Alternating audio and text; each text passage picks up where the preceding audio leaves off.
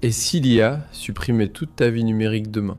Les gens font davantage confiance au cloud qu'au stockage physique, mais certains ont été définitivement privés d'accès à leur compte après que des systèmes automatisés ont signalé à tort des photos innocentes. Imagine perdre toutes tes photos de famille, vidéos de mariage et souvenirs sauvegardés. Tout disparaît soudainement.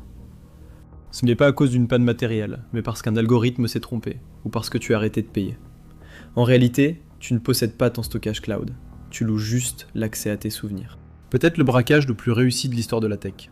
En 2021, un père de San Francisco remarque un gonflement inhabituel sur son tout petit et contacte son médecin. En raison de la pandémie de Covid-19, le médecin a demandé des photos pour faciliter le diagnostic à distance. Le père a accepté, agissant en parent responsable. Grâce aux photos, le médecin a diagnostiqué le problème et prescrit des antibiotiques. Cela aurait dû clore l'histoire, mais l'affaire a pris une tournure bien plus sombre. Quand le père a pris les photos, son téléphone Android a fait ce pour quoi il était programmé. Il a envoyé des copies dans le cloud. C'est censé être utile. On a fait croire aux gens que le stockage dans le cloud est globalement bénéfique. C'est un moyen de s'assurer que nous avons toujours des sauvegardes de nos photos, vidéos et fichiers les plus importants. C'est censé être la meilleure alternative aux anciennes cartes SD physiques. Mais ce père allait découvrir la réalité brutale. Car lorsque ces photos ont été synchronisées avec le cloud, les algorithmes d'intelligence artificielle automatisés de Google ont scanné chacune d'elles et les ont signalées. Une machine dépourvue d'émotion et de compréhension humaine ne comprend pas le contexte. En un clin d'œil, les comptes du père ont été désactivés. Google l'a tout simplement privé de tout. Son stockage cloud, ses contacts, ses photos, ses emails. 10 ans de contenu numérique ont disparu avant même que l'homme ne comprenne ce qui se passait. La police a enquêté, n'a trouvé aucun crime, et le père a été innocenté. Mais Google a quand même refusé de réactiver son compte. Ce n'était que le début. Les experts pensent qu'il pourrait y avoir des milliers d'autres cas similaires, où des personnes sont privées de leur propre contenu, à cause d'erreurs commises par des machines. Et tout cela découle d'un changement dans notre façon de stocker nos données. Les géants de la technologie et les fabricants de smartphones nous ont sournoisement contraints et parqués dans un système de location du stockage des données. Vos souvenirs, vos photos et vos créations ne vous appartiennent plus. Stockés en toute sécurité sur des cartes physiques et des clés USB, ils sont désormais des actifs floués, retenus en otage derrière des pare-feux d'entreprise et soumis aux actions imprévisibles d'algorithmes qui vous échappent. Et vous devez payer pour ce privilège. Si le cloud est si risqué et cher, pourquoi y a-t-on été forcé? En 2016, la révolution du smartphone était presque achevée. Non parce que l'intérêt avait disparu, mais parce que la plupart des gens en possédaient déjà un. Le taux de pénétration mondial frôlait 70%. Dans les marchés développés comme les États-Unis, plus de 90% de la population possédait un appareil, un chiffre nettement plus élevé. Jusqu'ici, les géants de la tech connaissaient une croissance rapide. Ils devaient seulement produire plus de téléphones et de nouveaux modèles. Des milliards de personnes ont suivi la tendance, mais la croissance a ralenti. Le marché a plafonné et l'innovation matérielle a stagné. La différence entre le modèle précédent et le modèle actuel était minime. Les processeurs avaient atteint leur apogée, les résolutions d'écran avaient atteint des niveaux de clarté incroyables et les appareils photo étaient meilleurs que jamais. Chaque nouveau téléphone apportait des améliorations, mais elles semblaient moins spectaculaires et plus marginales qu'auparavant. Les ventes ont donc commencé à baisser. Les gens ont commencé à garder leur téléphone existant plus longtemps. Investir dans le dernier modèle n'était plus nécessaire, ce qui a provoqué la panique des fabricants et la stagnation de leurs profits. Leurs anciennes méthodes devenaient moins efficaces avec les années. Ne pouvant plus augmenter leurs profits en vendant plus de téléphones, ils ont trouvé un autre moyen de soutirer de l'argent à leurs clients. Les fabricants ont supprimé des fonctionnalités de leurs téléphones pour ensuite les revendre plus cher aux consommateurs, ce qui était une stratégie sournoise. Nous avons vu les premiers signes de cela en 2016, lorsqu'Apple a retiré la prise casque de son iPhone 7. La société a affirmé qu'il s'agissait d'un changement nécessaire pour rendre son téléphone plus élégant et plus moderne. C'était un pari fructueux. Malgré quelques plaintes, la majorité s'est adaptée et le monde a dépensé des milliards dans des écouteurs sans fil coûteux. Ce fut un déclic pour l'industrie du téléphone. Ils pouvaient créer leurs propres problèmes, puis vendre la solution à un prix plus élevé. Ça avait marché avec la prise casque, donc ça marcherait aussi avec une autre fonctionnalité de téléphone présente depuis longtemps, celle qui réduisait les marges bénéficiaires depuis des années, la carte SD.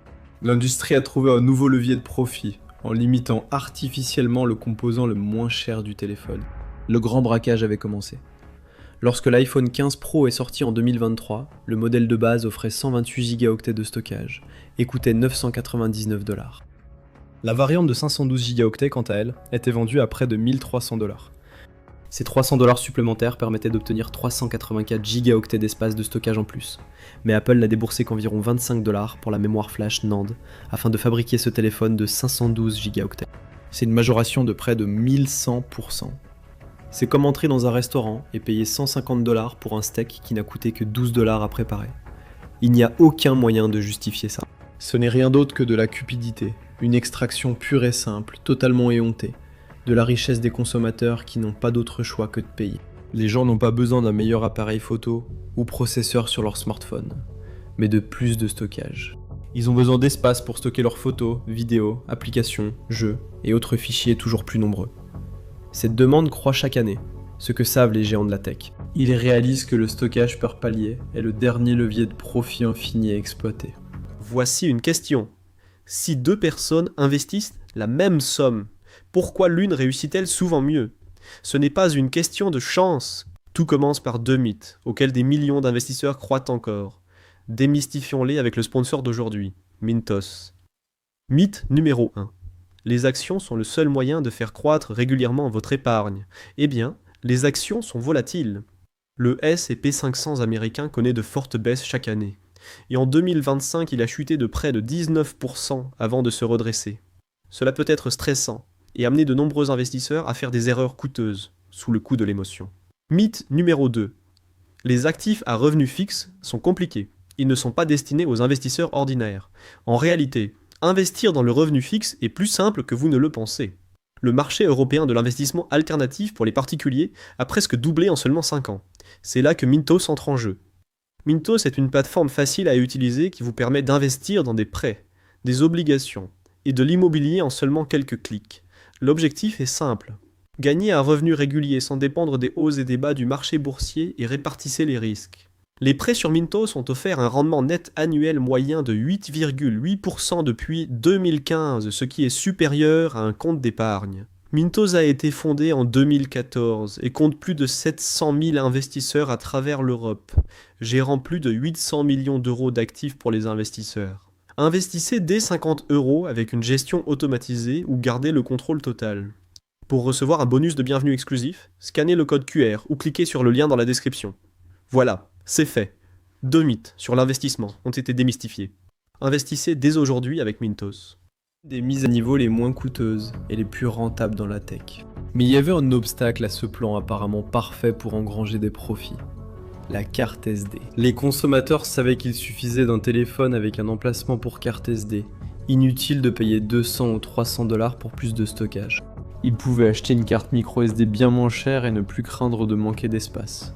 Une solution simple adoptée par des millions d'utilisateurs. Les gens choisissaient Android pour ajouter de la mémoire à moindre coût, contrairement à Apple. Mais les grandes marques Android ont fini par retirer les emplacements SD. Mais pour imposer leur marge de 1000%, ils ne pouvaient pas dire au public qu'ils voulaient plus d'argent. Ils avaient besoin d'un récit, et ils devaient convaincre les gens que les cartes SD ne pouvaient pas physiquement tenir dans les derniers appareils. Ils ont dû mentir. Les fabricants de téléphones et les journalistes tech complaisants affirment que les téléphones modernes ne prennent plus en charge les cartes SD, car ils sont trop compacts et avancés. Grâce à leur design élégant, il n'y a tout simplement plus assez de place pour un stockage extensible de nos jours. Ça paraît raisonnable, même convaincant. Mais quand on regarde les chiffres, tout ce récit s'effondre. Le volume physique d'une carte micro SD est d'environ 0,01 pouces cubes. C'est à peu près la taille de 11 grains de riz. Même si on inclut le lecteur de carte et l'emplacement qui la contient, l'ensemble du système reste minuscule. Pensez à tous ces composants dans un téléphone, la batterie, les modules de caméra, même le moteur qui fait vibrer le téléphone. Ils prennent tous de la place. Certains d'entre eux prennent beaucoup plus de place que l'emplacement pour carte SD, et pourtant aucun n'a été retiré ou jugé superflu. Les entreprises se sont uniquement concentrées sur les emplacements de stockage, qui se trouvaient justement être la seule fonctionnalité les empêchant de maximiser leurs profits. Intégrer un composant aussi petit dans un smartphone n'est pas un défi d'ingénierie, mais un choix de conception. Mais qu'en est-il de l'argument sur l'étanchéité ? La majorité des marques de smartphones estiment qu'il n'est pas logique de faire un trou sur un appareil résistant à l'eau. Supprimer le logement serait le compromis nécessaire pour obtenir la protection contre la poussière et l'eau que veulent les consommateurs. C'est encore un mensonge. Le Sony Xperia 1 a réussi à obtenir une certification IP68 tout en incluant un emplacement micro SD accessible à l'utilisateur. Cela signifie qu'il peut résister à la poussière et à l'immersion dans l'eau. Ce n'était pas non plus un téléphone d'entrée de gamme ou de niche, c'était un appareil phare lancé en 2023 avec un processeur Snapdragon haut de gamme et un écran 4K. Il a accompli ce que d'autres entreprises jugeaient impossible. Offrir un téléphone moderne résistant à l'eau sans renoncer au stockage extensible. Les excuses matérielles de l'industrie se sont effondrées. Leur discours ne tenait plus, alors ils ont adopté un nouvel écran de fumée, la vitesse. Avec le temps, les fabricants de smartphones n'ont pas seulement supprimé les emplacements de stockage de leurs appareils, ils amélioraient aussi d'autres fonctionnalités, investissant temps et énergie pour rendre les appareils photo plus avancés.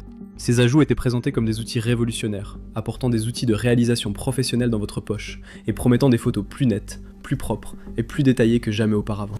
En fait, la raison était bien plus sombre. Oui, l'enregistrement en 8K permet de capturer des images et vidéos d'une qualité exceptionnelle, mais elles occupent aussi plus d'espace que les précédentes. Une seule minute de vidéo ProRes en 8K à 60 images par seconde consomme environ 45 Go de stockage. À ce rythme, un iPhone d'entrée de gamme avec 128 Go de stockage serait plein après seulement 3 minutes de tournage. C'est pareil sur Android. Les nouvelles caméras et technologies d'enregistrement, bien que présentées comme innovantes, consomment beaucoup de stockage. Les entreprises technologiques ont alors trouvé une justification idéale à leur choix. Ils ont affirmé que les cartes micro SD étaient trop lentes pour suivre les vitesses actuelles de lecture et d'écriture, et gérer de gros volumes de données. Ils ont affirmé que l'enregistrement direct sur carte SD provoquerait plantage et long traitement, nuisant à l'expérience utilisateur. Les données contredisent ce mythe. En 2023, la SD Association a introduit la norme SD Express 9.1 qui prend en charge des vitesses allant jusqu'à 4 Go par seconde. Il n'y a aucune raison pour qu'une carte SD moderne ne puisse pas gérer des fichiers vidéo bruts en 4K ou même en 8K. La technologie existe, elle est là depuis des années. Les fabricants de smartphones font simplement semblant que cette technologie n'existe pas, car cela ne correspond pas à leur agenda. Le problème n'est pas la technologie, mais les politiques de ces méga corporations. Les grands fabricants de téléphones refusent maintenant de concevoir leurs appareils pour prendre en charge l'architecture des cartes SD à haute vitesse, limitant ainsi leurs appareils et accusant ensuite les cartes d'être trop lentes. La crise artificielle du stockage a poussé les consommateurs vers la dernière étape de leur piège. Parce que si votre téléphone est plein, après seulement quelques minutes de tournage, il ne vous reste plus qu'une seule option, le cloud. C'est là que la véritable prise d'otage commence. Imaginez deux clients qui ont tous les deux besoin de plusieurs téraoctets pour stocker leurs vidéos, photos et fichiers personnels. L'un achète une carte micro SDXC de 2 téraoctets pour environ 160 €. Il n'y a qu'un seul paiement, c'est tout. L'autre choisit plutôt le stockage cloud, à 10 $ par mois. Mais sur 5 ans, sur la durée de vie moyenne d'un appareil, ce forfait bon marché revient à 600 $. C'est le même prix que 4 cartes SD haut de gamme, juste pour louer ce que le premier client possède en totalité. Et dès que ces paiements s'arrêtent, l'accès est coupé. La société du stockage cloud agit de façon insidieuse. Ce n'est pas une transaction classique, c'est plutôt une prise d'otage. Avec des cartes physiques, vous gardez le contrôle et possédez cartes et fichiers. Vous ne pourrez peut-être pas acheter de nouvelles cartes immédiatement, mais vous gardez l'accès à toutes les photos et vidéos déjà sauvegardées sur vos anciennes cartes. Avec le stockage cloud, c'est une toute autre histoire. Si, pour une raison quelconque, vous ne pouvez plus payer, vous perdez l'accès. Vos sauvegardes seront perdues, vos fichiers inaccessibles, et tous vos souvenirs supprimés par un algorithme sans âme. C'est la réalité à laquelle sont confrontés de nombreux consommateurs à travers le monde. Tout cela parce que ces grandes entreprises les ont forcés à entrer dans l'écosystème du cloud. On leur a dit que le cloud était l'avenir, que c'était l'endroit le plus sûr pour stocker leurs fichiers.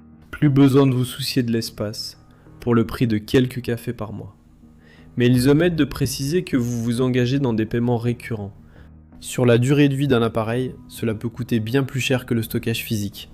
Et lors d'un changement d'appareil, vos données ne vous suivent pas. Elles restent dans le système, liées à des paiements continus. Plus vous stockez de données, plus il devient difficile de s'en détacher. Il est plus difficile d'échapper au piège. Cette rançon de 600 $ n'est pas simplement un revenu secondaire pour les entreprises technologiques. C'est devenu le fondement de tout leur modèle économique. Pendant des décennies, les entreprises technologiques ont tiré profit uniquement du matériel. Ils fabriquaient des produits, les gens les achetaient. La transaction s'arrêtait là, cela suffisait un temps. Les plus grandes entreprises technologiques sont devenues des noms connus grâce à ces transactions uniques et limitées. Mais Wall Street n'aime pas les limites. Les investisseurs ne veulent pas de revenus ponctuels. Ils souhaitent des revenus réguliers, mois après mois, année après année. Pour cela, ils ne pouvaient se limiter à vendre du matériel ponctuellement.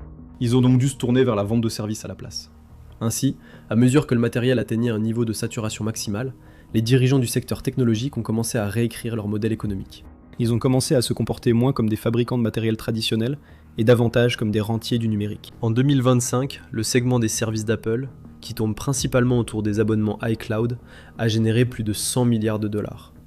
C'est suffisant pour acheter plus de 1000 des meilleurs jets privés du monde, les Gulfstream G700 chaque année. C'est supérieur au chiffre d'affaires annuel total de Nike et McDonald's réunis. D'autres services cloud comme Google One ont aussi annoncé des bénéfices records, principalement dus à la suppression du l'emplacement pour carte SD. C'était le dernier obstacle au contrôle total des données utilisateurs par les entreprises. La disparition de la carte SD n'était pas un accident, mais un sacrifice pour l'empire des services. Le combat est-il terminé, ou reste-t-il un espoir ? L'histoire montre que le secteur technologique n'obtient pas toujours gain de cause. De Google Glass au téléviseur 3D, il y a eu des dizaines de situations où ces grandes marques ont tenté d'imposer des choses sur le marché grand public. Mais finalement, les gens se sont levés et ont dit non. Si vous pensez que cela ne s'applique pas au stockage dans le cloud, vous devriez peut-être y regarder de plus près. Alors que les utilisateurs classiques ont été poussés vers les abonnements payants, les professionnels, eux, rejettent totalement ce modèle. Des cinéastes, photographes, journalistes et chercheurs ont vite compris que le stockage dans le cloud était un risque, pas un avantage. Si vous travaillez dans un environnement où l'internet haut débit n'est pas disponible, alors la synchronisation via le cloud ne fonctionnera pas pour vous. Si vous créez du contenu d'entreprise qui doit rester confidentiel, vous ne voulez pas compromettre vos droits de propriété en l'envoyant sur des serveurs cloud. Les professionnels veulent garder le contrôle, la portabilité et la propriété de leur contenu. Les régulateurs examinent désormais de plus près l'empire du cloud. Ils s'interrogent sur la légitimité du verrouillage des appareils par les géants technologiques, qui imposent des abonnements. Nous avons déjà vu l'effet de la régulation. L'Union européenne a imposé des ports de chargement standardisés, forçant des entreprises comme Apple à adopter l'USB-C. En théorie, une régulation similaire pourrait obliger les fabricants à remettre des emplacements pour carte SD dans les prochains smartphones. Bien que l'avenir soit incertain, une chose est sûre, la bataille continue.